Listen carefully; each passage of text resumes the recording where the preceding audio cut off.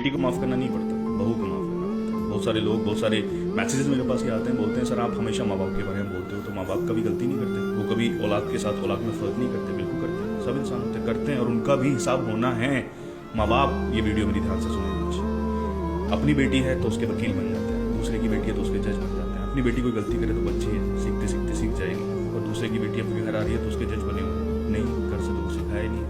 और फिर जो बेटे हैं जो ऐसे बोलते हैं ना कि सर हम तो दूर रह रहे हैं, अपने बीवी बच्चों को छोड़कर दूर रह रहे हैं, अपने सारे ऐशो आराम छोड़कर दूर रहकर अपनी फैमिली के लिए कमा रहे हैं, और हमें माँ बाप नहीं समझते। ये जुल्म कर रहे हो आप। एक दिन तो ऐसा आएगा ना जहाँ पे हर चीज़ का फैसला होगा, वहाँ पे तो कोई माँ बाप भाई बहन नहीं होगा ना, वहाँ पे खुदा के लिए सब बराबर होंगे, फिर सबके फैसले होंगे। उस दिन इन लड़कों ने जिन्होंने जिंदगी अपनी फैमिली के लिए कुर्बान की, आपका दामन पकड़ लिया तो आप क्या करोगे?